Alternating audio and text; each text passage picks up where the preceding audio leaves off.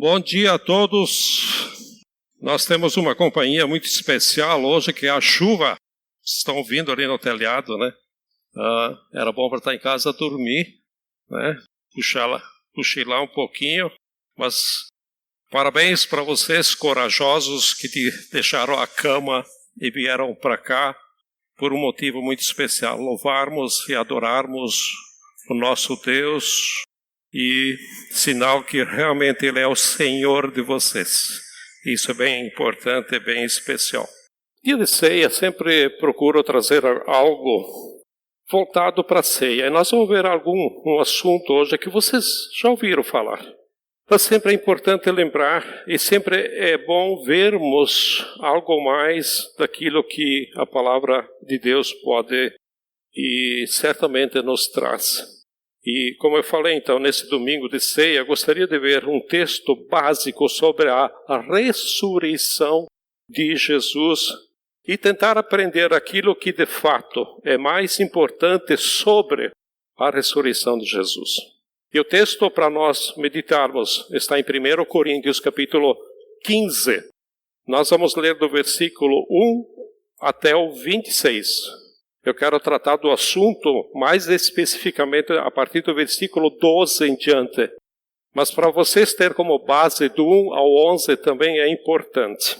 Então aí diz o seguinte: Irmãos, quero lembrar-lhes o evangelho que lhes preguei, o qual vocês receberam e no qual estão firmes. No meio desse evangelho, vocês são salvos, desde que se apeguem firmemente à palavra que lhes preguei. Caso contrário, vocês têm crido em vão.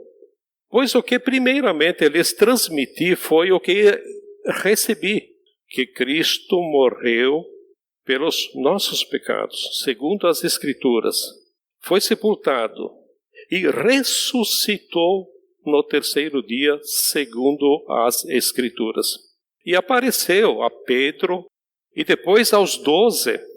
Depois disso apareceu a mais de 500 irmãos de uma só vez, a maioria dos quais ainda vivem, embora alguns já tenham adormecido. A palavra adormecido aqui quer dizer que já morreram.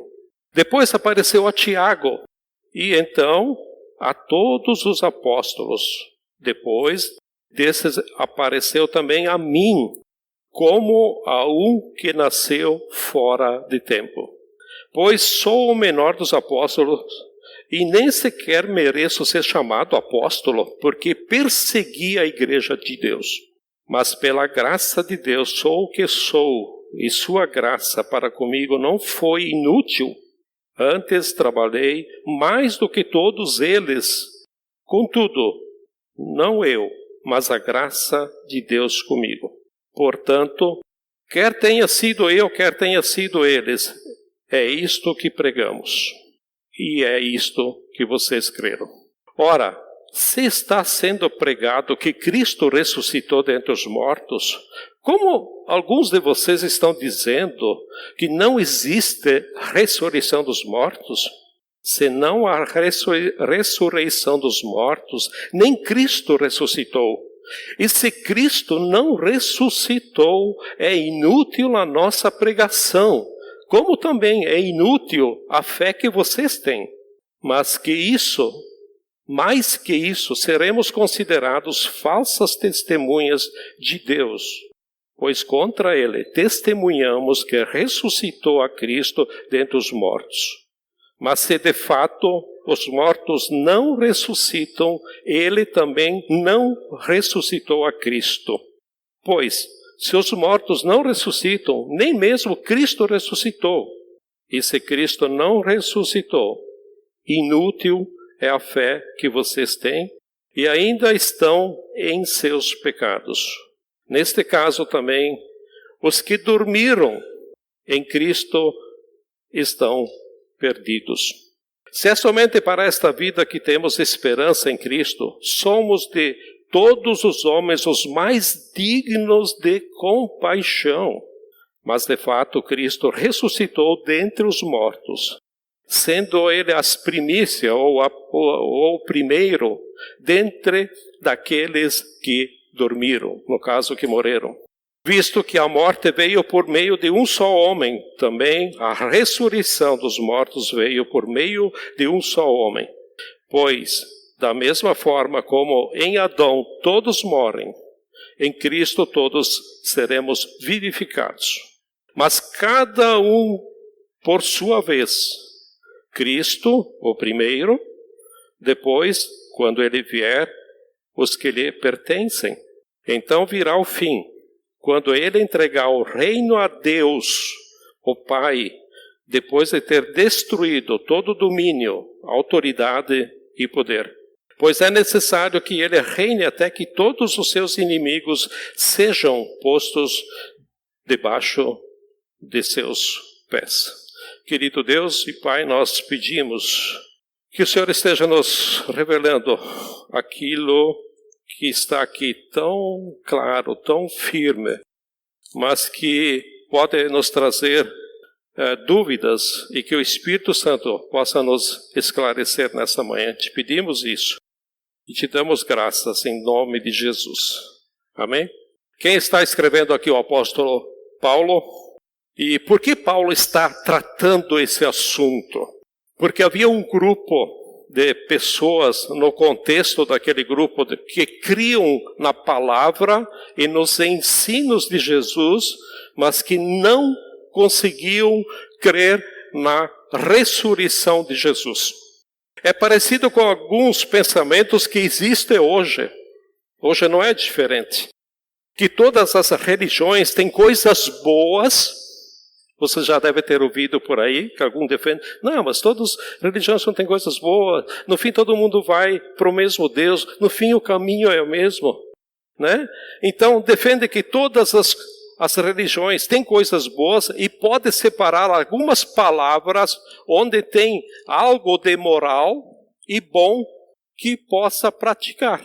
Por exemplo, tem pessoas que dizem, como isso aqui no meio de nós, ou esse lugar, me faz bem. Como eu me sinto bem vir aqui. É tão gostoso essa união, essa comunhão. Mas eu não creio em milagres. Mas eu não creio em ressurreição. Mas eu não creio no nascimento virginal de Jesus. Eu não creio nessas coisas, mas isso não afeta a minha religiosidade. A pergunta que precisa ser feita é, será que isso de fato não afeta? Por quê? Porque a Bíblia diz que as pessoas que pensavam assim naquele tempo, elas estavam perdendo o sentido da essência da obra de Cristo. Jesus Cristo morreu e ressuscitou para nossa salvação. E Paulo fala do versículo 1 até o versículo 11, algumas provas. Por isso que eu li esse texto. Na verdade, durante a semana eu passei o texto para o Eduardo e disse, nós vamos começar o estudo do 12 até o 26. Mas relendo, eu achei importante vocês conhecerem isso aqui como base. Tá? Algumas provas sobre a ressurreição. E quais são as provas? Por exemplo, as provas são as testemunhas onde mais de 500 pessoas de uma única vez viram Jesus ressuscitado. Os apóstolos que viram e tocaram nele. Então ali tem uma lista, né? Ele vai dando uma lista de pessoas que tiveram contato com Jesus após a ressurreição. E Paulo, tá? E ele fala uma coisa, porque Paulo não estava aqui junto com os 12.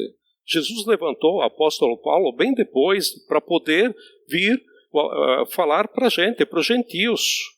Paulo foi exclusivamente levantado por Deus, por nossa causa, pelos gentios. E o versículo 8, por isso que Paulo diz assim, depois destes apareceu também a mim como a um que nasceu fora do tempo. Quer dizer, Jesus tratou com o apóstolo Paulo depois, quando ele teve aquela cegueira, né, que ficou uns dias cego, caiu ao chão.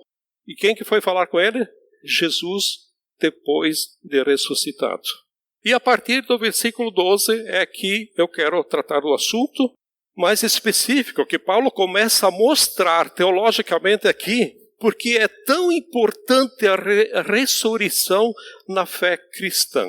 Como é impossível ser de fato um cristão sem crer na ressurreição do Senhor Jesus? É impossível ser cristão sem crer na ressurreição. Pode passar dúvidas na nossa cabeça? Pode.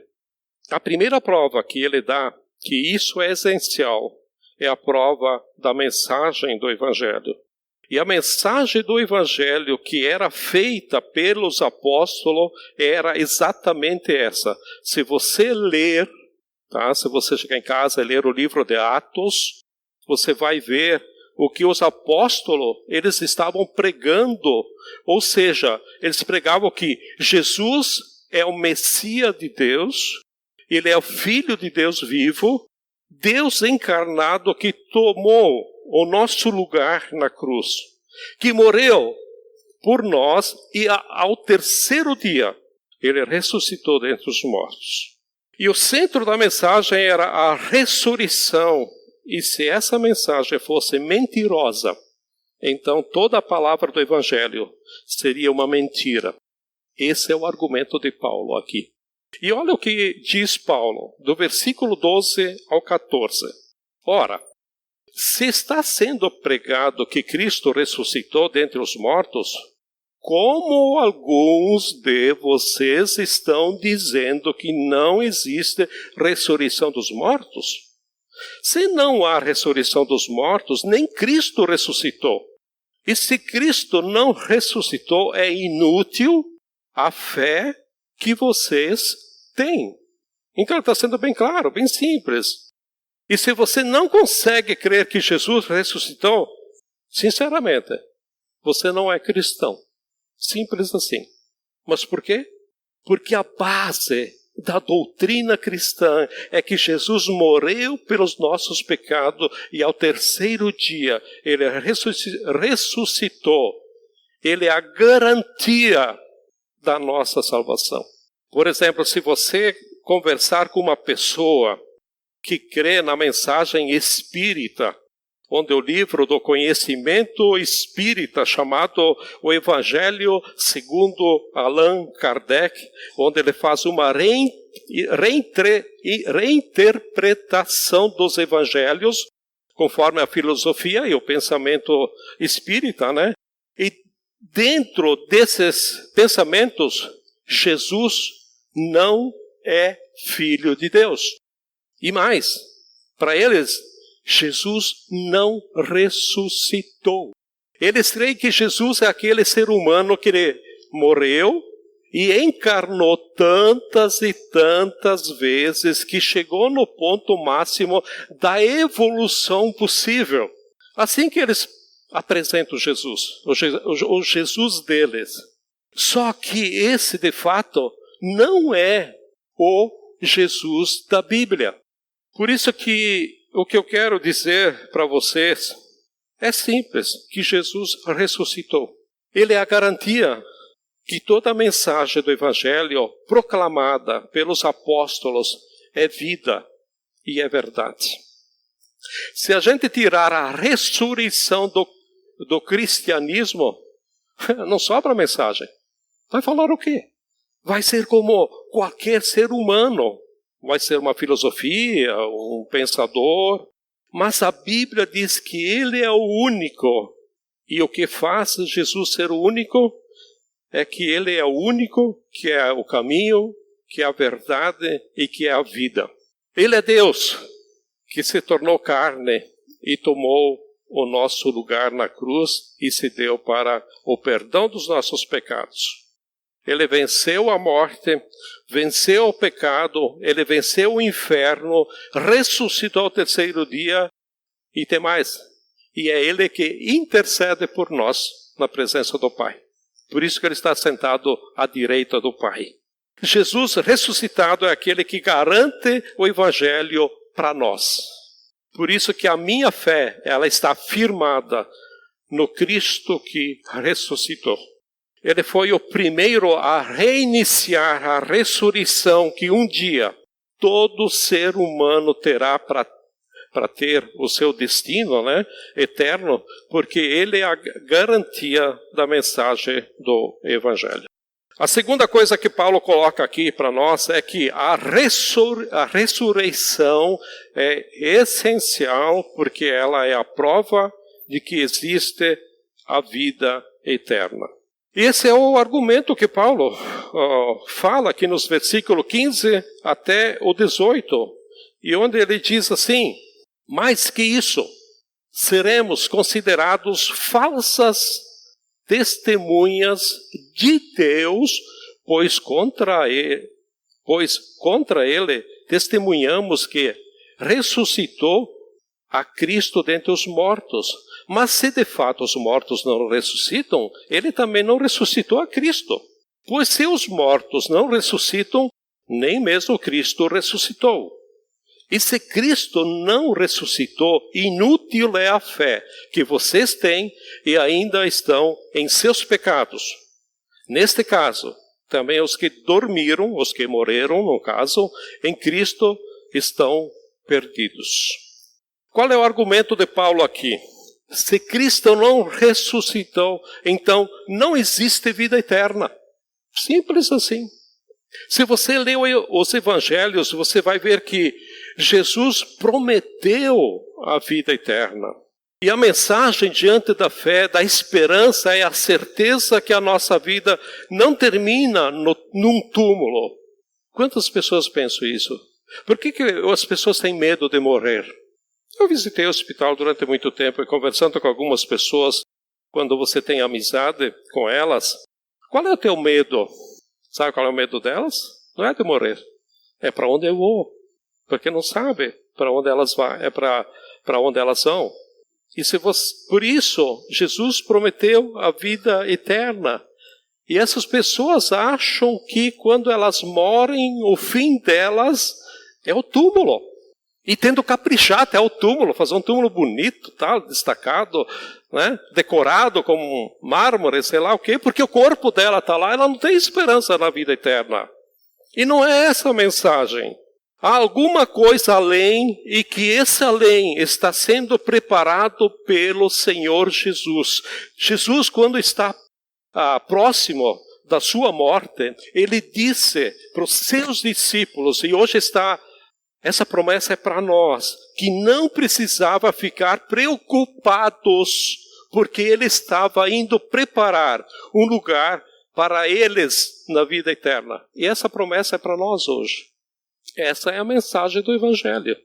Agora, se Cristo não ressuscitou, então não há vida eterna. É isso que Paulo está questionando aqui. Se um dia alguém for a Israel, e você pode ver isso através de documentário, não sei se existe filme mostrando isso, e se você for visitar o Jardim da Tumba, onde acredito que é o lugar onde Jesus foi enterrado, naquele lugar tem um túmulo cavado e tem uma placa na entrada com os dizeres: ele não está aqui. Jesus ressuscitou. Ali, os anjos testemunharam que Jesus foi ressuscitado. E naquele lugar chamado de jardim também se encontrou com Maria, onde Maria pôde levar a mensagem a outros discípulos. E depois disso, Jesus ressuscitou, foi visitar os discípulos naquele lugar onde havia dito que eles deviam aguardá-lo.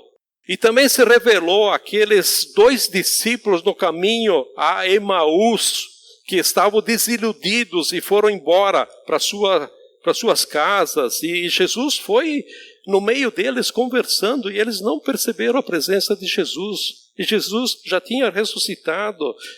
Quando chegou na casa deles, na refeição, Jesus se revelou a eles.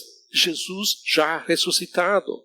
Depois disso, Jesus marcou um encontro com todos eles na Galileia. E aí, outra vez, na pesca milagrosa, se revelou ressuscitado. E a Bíblia diz que durante 40 dias, Jesus foi se revelando para aqueles que estavam ao redor que ele estava ressuscitado dentre os mortos. E também, diante dos olhos dos discípulos, Jesus subiu aos céus. A Bíblia ela usa a expressão ascendeu aos céus. Então eles viram Jesus subir ao céu e falando para eles que eles deviam permanecer naquela cidade onde que eles estavam, em Jerusalém, até que o Senhor derramasse sobre eles o seu Espírito Santo. Então, se Cristo não ressuscitou, não tem vida eterna.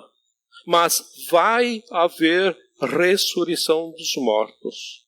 Jesus é a garantia da vida eterna.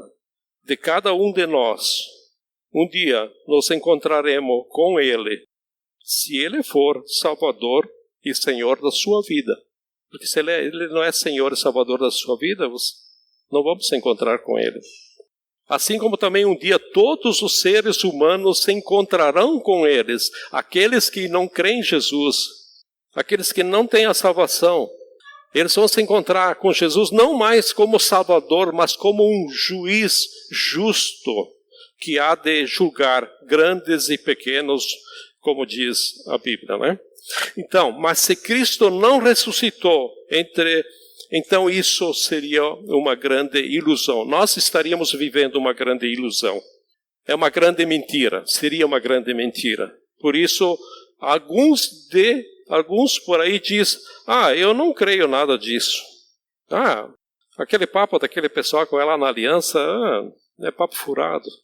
Tu crê naquilo lá? As pessoas dizem isso. Muitas pessoas dizem isso. Mas eu quero dizer que uma das maiores provas da ressurreição de Jesus é que quando a gente recebe Jesus como Senhor e como Salvador na nossa vida, o Cristo ressuscitado vem e invade a nossa alma e passa a morar morar dentro do nosso coração e Ele se revela às nossas vidas. Eu não vivo uma ilusão. Eu não vivo uma ilusão e eu quero que você não viva essa ilusão. Eu vivo o Cristo ressuscitado na minha vida. Por favor, se alguém de vocês tem uma dúvida, estou aqui disponível para sentarmos e conversar sobre isso. Não fica com essa dúvida. Há uma grande diferença entre você ser um religioso e ser um cristão autêntico. E a terceira coisa que Paulo coloca é algo muito profundo, que está no versículo 19. Se é somente para esta vida que temos esperança em Cristo, somos de todos os homens os mais dignos de compaixão. Na tradução da edição revista e corrigida, diz assim, esse versículo 19, se esperamos em Cristo, só nesta vida somos os mais miseráveis de todos os homens. E numa outra tradução mais atualizada diz o seguinte, somos os mais infelizes de todos os homens. E por que Paulo está falando sobre isso? Porque se Cristo não ressuscitou, então a fé cristã é uma grande ilusão. Mais ainda, essa é uma ilusão que nos faz ser infelizes e pessoas dignas de pena. Por quê? Porque a gente vive fora do contexto, fora do mundo. Sabe que se você crê na ressurreição, tem pessoas que acham você maluco. Nenhuma surpresa. Pessoas morando bem perto de você. Só que a Bíblia diz que para você e para mim que maluco é aquele que não crê. É isso que a Bíblia diz. Porque não é capaz de experimentar a verdadeira identidade de Cristo. E a Bíblia está dizendo que se você quer entender a dignidade da vida cristã, você não vai encontrar essa dignidade nos erros e nos acertos que você faz. Porque as pessoas que não têm a Cristo é assim que vivem. Tentando viver uma vida de acertos e de erros e vai levando. Por isso que a nossa salvação ela não é garantida pelas nossas obras. As obras não salvam, não nos salvam. sem a graça de Deus e sem a atuação do Espírito Santo, Paulo diz, você é o mais infeliz das pessoas, porque você não vai conseguir sozinho. Por isso você é digno de pena. É isso que está querendo dizer esse versículo. Porque está vivendo uma loucura, vivendo uma ilusão. Na verdade, vivendo uma mentira, né? Agora, se você está vivendo aquilo que de fato acontece, ou seja, Cristo ressuscitou e Cristo habita no seu coração, então você vai andar e viver numa dimensão, numa medida, numa maneira totalmente diferente. E nós estamos saindo de uma pandemia e entrando numa outra situação de países entrando em desentendimento, em guerras. E diante desse cenário e outros que vão vir, nos traz tantas preocupações com muitas coisas. E tem uma mensagem na Bíblia, no Velho Testamento, uma passagem de um profeta. E esse profeta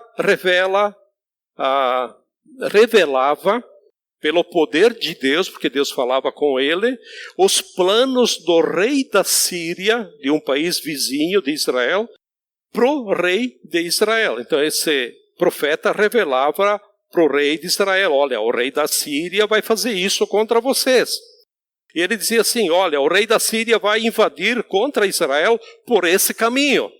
Quando chegavam lá, o rei de Israel já estava preparado com o seu exército para proteger esse caminho.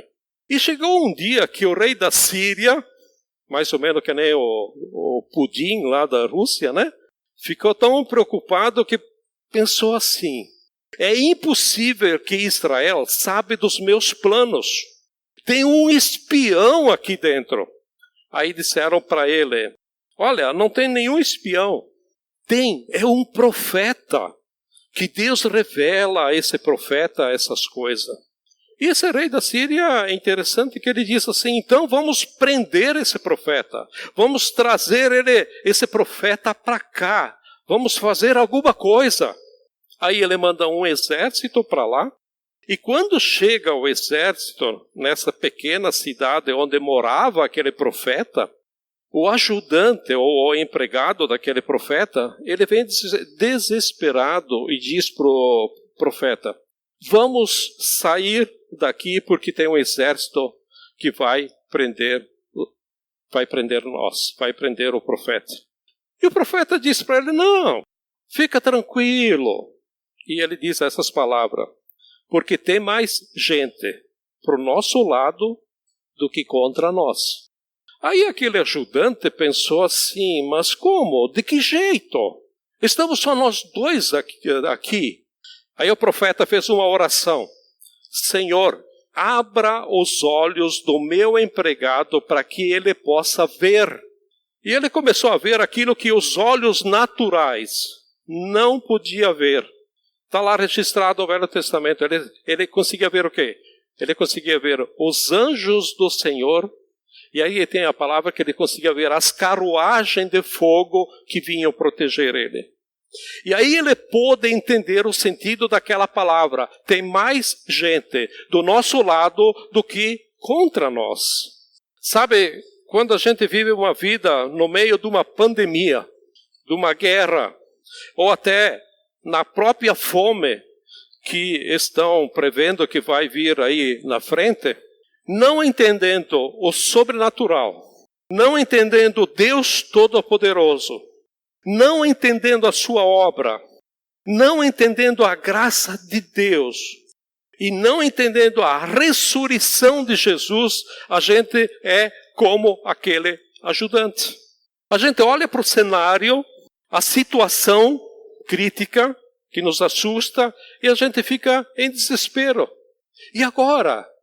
O que vai ser? O que vai acontecer? Mas se eu creio no Cristo ressuscitado, e se meus olhos podem ser abertos pela presença daquele que ressuscitou no terceiro dia, e ele se levantou no meio dos mortos, eu saio da sexta-feira santa, o dia da paixão, o dia da morte de Cristo, o dia do desespero daqueles discípulos, o dia negro e olho para a ressurreição gloriosa de Cristo, e isso é o que deve invadir a minha vida. A esperança e a certeza do Cristo ressuscitado, do Cristo vivo. Por isso eu quero convidar vocês a viver uma experiência pessoal com Cristo que ressuscitou. Aprenda a conhecer a voz dele, a ouvir ele falando com você. Você precisa tirar tempo para falar com ele, você precisa ter tempo para orar. E às vezes não é só falar, é tirar um tempo para ficar em silêncio e ouvir ele. Às vezes demora um tempo, 2 minutos, 5 minutos, 15 minutos, meia hora. Qual é o tempo que você dá para ele durante o dia? Aprenda a conhecer a voz dele, a ouvir ele falando. Abra um lugar dentro da sua alma para Jesus ressuscitado poder entrar, poder invadir, tocar, mexer. Mantenha os seus olhos abertos para enxergar o que Deus está fazendo no meio, principalmente dessa confusão do mundo aí. Como é que você fica? Você fica assustado? E ter um discernimento diferente das pessoas que não têm a Cristo. Por isso eu quero desafiar você a colocar Jesus ressuscitado no centro do seu coração. Convidar Jesus ressuscitado a entrar na sua casa, na sua vida. Eu creio que você já convidou na sua vida. Mas convidar ele na sua família. Convidar ele nos seus planos, no seu dia a dia. Qual é o problema que você tem? Porque a gente sempre centraliza no problema, né? A gente pega um ponto fraco para a gente centralizar. Que seja esse. Porque quando estou bem, estou feliz, está tudo maravilhoso, Deus, para que Ele possa trazer paz. E que Ele possa estar lá, naquela situação que eu quero entregar para Jesus. E para convidar Jesus ressuscitado para fazer a diferença e ser a garantia da mensagem do Evangelho na sua vida. E você que quer ter esse compromisso com Jesus, ou ouvir Ele, eu convido você a orar, a fazer isso nesse instante. Você pode fazer com um tempo maior, com um tempo mais sossegado em casa depois, mas parte de agora, o primeiro passo agora. E quando a gente ora, a gente se compromete que é um ato de devoção e entrega em conhecer o Cristo que ressuscitou dentre os mortos e tem algo novo para a minha vida. E Ele sempre tem algo novo para cada um de nós. Vamos curvar nossas cabeças, vamos ter um tempo de oração, fala para Ele aquilo que o Espírito Santo está falando para você. E também vamos aproveitar esse momento para, se tivermos algo para confessar, para podermos participar da ceia do Senhor. Querido Deus e Pai, acabamos de entender a mensagem do Evangelho que Jesus morreu e ressuscitou para a nossa salvação. O Senhor está vivo. O Senhor não está mais pregado na cruz e nem no túmulo, mas o Senhor tem algo novo para cada um de nós. Senhor, entra em nossos corações com a Tua presença, nos abraça. E se tem alguém com angústia aqui, traga paz. Se tem alguém aqui preocupado, que se entregue a Ti. Se tem alguém oprimido pelas circunstâncias da vida, que possa ver como aquele empregado do profeta, que tem mais gente ao nosso lado, porque os anjos do Senhor se acampam ao redor daqueles que o temem e os livra. Senhor, diante da nossa fé em Jesus, nos abençoa diante das Tuas promessas que estão na Tua palavra. Traz cura, traz salvação, traz paz em nosso meio, conforme à necessidade de cada um. É isso que nós oramos e te damos graças em nome de Jesus. Amém?